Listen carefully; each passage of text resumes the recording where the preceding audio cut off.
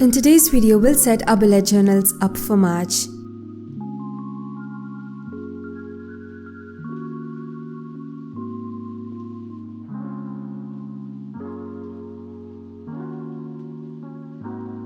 Hey friends, welcome back to Art and Alchemy. Thank you so much for joining me in today's planning session. While you're here, check out other videos on this channel and please consider hitting the subscribe button as it helps support the channel in an incredible way. Now let's get started with the video. Before we move on to the next month's setup, I'm gonna give you guys a quick tour of my February review spreads. We did this beautiful letters theme for February, and if you haven't watched that yet, I'll link it in the description box below for you guys. I used my monthly review prompt card to set these spreads up.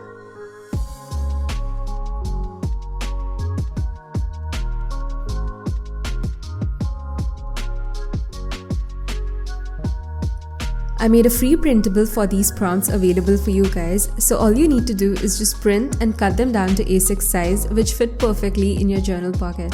Check that out below for sure. For my monthly review, I included things like gratitude, my learnings, things that worked and that didn't, things I want to improve for the upcoming month.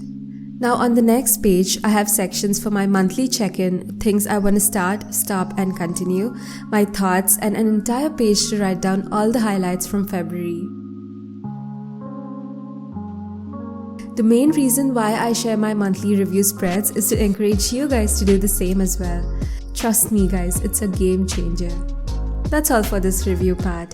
Now let's get started with the March spreads.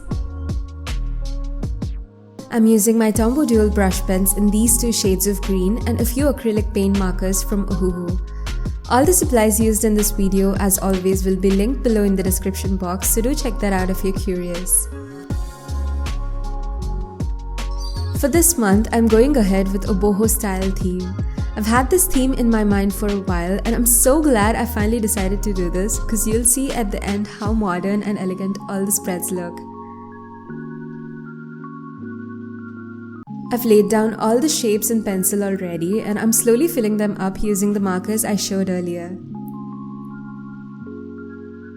I found it super satisfying to fill these shapes with all these beautiful colors. I haven't done that in a while, so I enjoyed myself throughout the setup.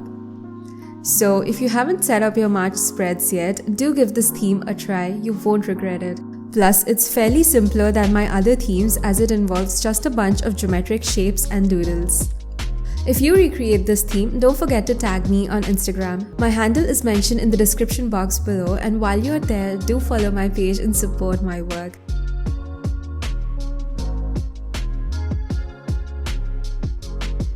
I will also link the images I referenced on Pinterest for this theme below, so check that out too.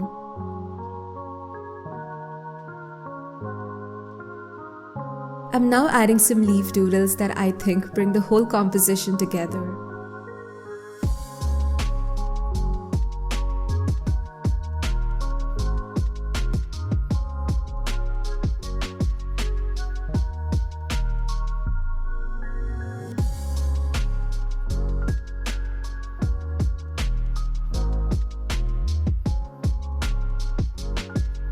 I wrote out the numbers first and added the title March below it in a delicate cursive font. A quick tip here to help you with the font selection is to pair visually heavy or bold fonts with beautiful and delicate fonts. It's a killer combination and it always works.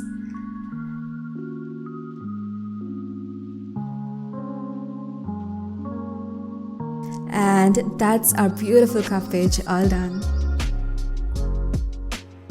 Moving on to the next spread, where I usually have my monthly calendar, I decided to include a spread with all the boho style elements I used throughout this setup, so you guys can customize the compositions according to your layouts and spreads.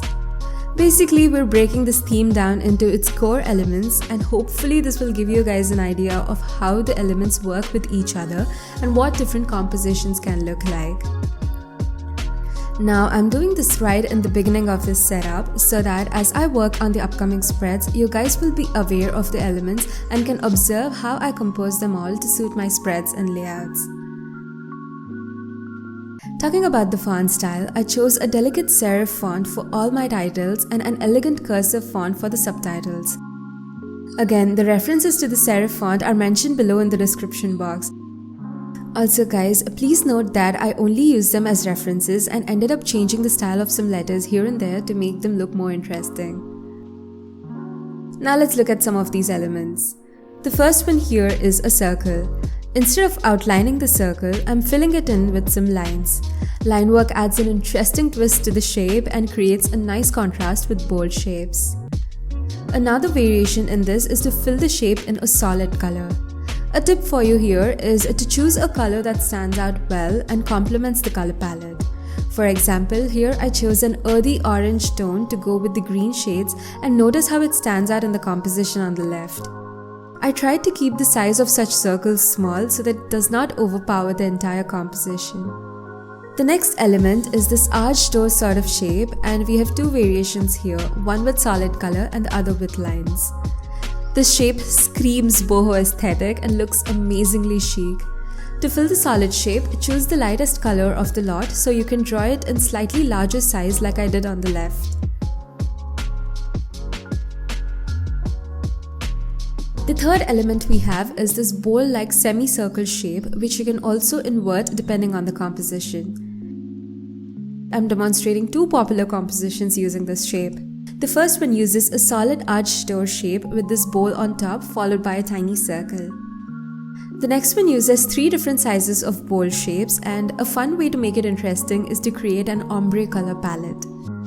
The final element I used for this theme is a simple botanical doodle that has got absolutely no rules. You can draw this in any way and anywhere you like. The first variation looks like a silhouette with solid leaves. You can use this to create a striking contrast in your compositions. Use dark color on light backgrounds and white color on dark backgrounds for this.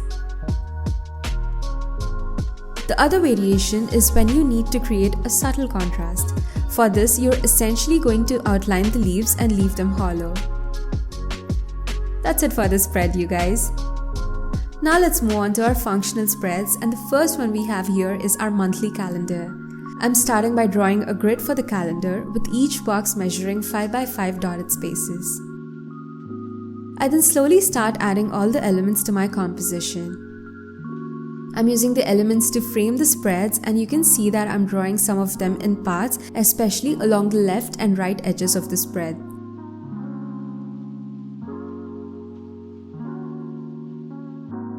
Let's add the dates and days to our calendar before we finish off the spread with some leaf doodles and the title.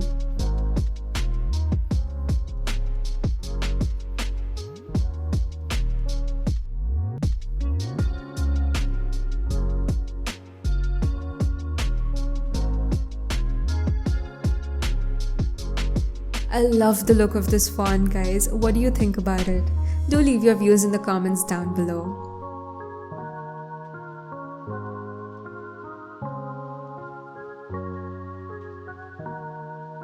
I left a section on the right for notes.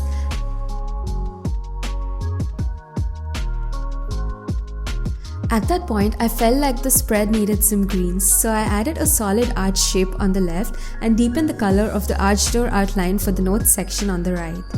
Sadly, my storage got done and the camera stopped recording that specific part of the video. But this is how the calendar spread turned out. Moving on, we have our monthly planning spread. This is where I plan and structure how my month looks like.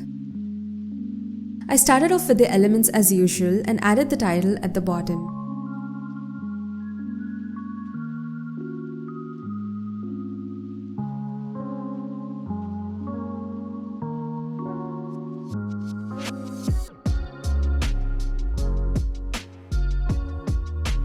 Here's another way to draw the arched door shape. For shapes almost as large as this, you can simply draw a bold outline instead of going with a solid color. This makes the spread look visually light and simple without making it color heavy. Talking about this spread, the entire left page is for my tasks where I braindump all the tasks that come to my mind. I then sort them out based on their importance and urgency and figure out my priority tasks for the upcoming weeks. On the right, I write down all my plans for the month. To jazz up the spread a little, I'm adding a flip out page with a nice composition on top. Now let's stick this in.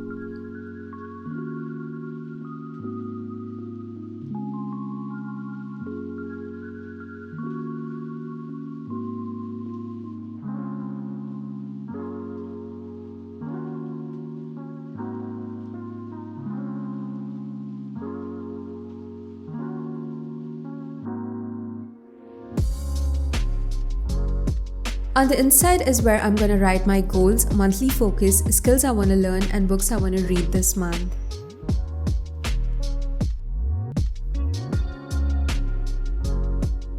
Looking at the spread like this, I felt like the flap needed something more, so I sketched out some elements and filled them in.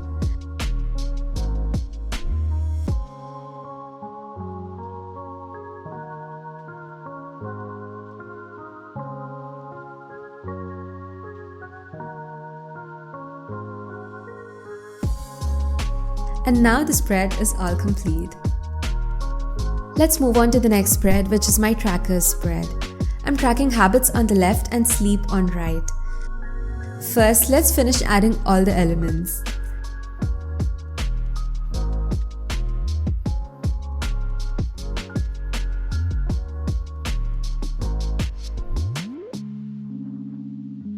I prefer using a vertical tracker for my habits. It's super easy to set up and track with this layout, especially when you're tracking a lot of habits. For my sleep tracker on the right, I have days on the left side and hours from 10 PM to 9 AM on the top. Now let's quickly add the titles and doodles to finish the spread.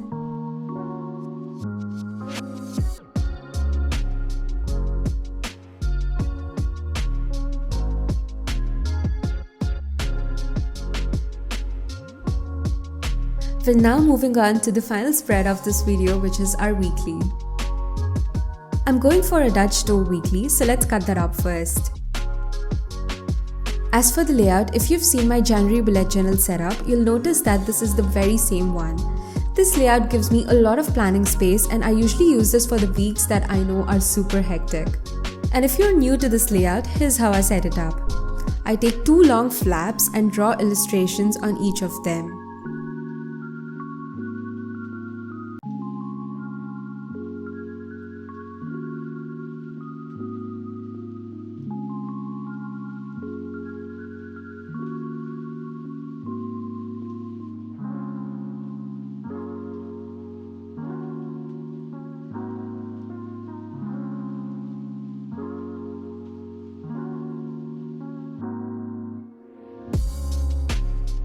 Now to define the Dutch door a little bit better, I'm adding a bold green line on the edge.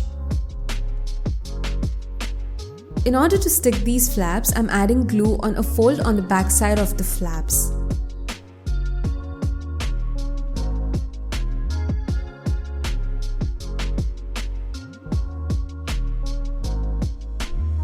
I did not like how the green border looked with the illustrations on the flaps, so I trimmed them off and added a black border instead.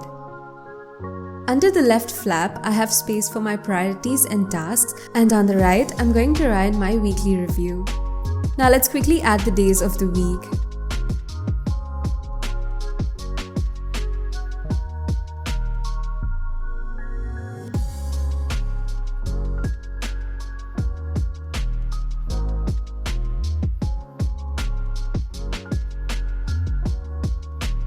And that finishes my weekly spread.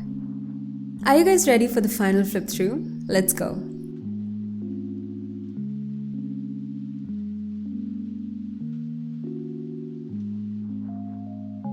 I love how effortless and elegant these spreads look.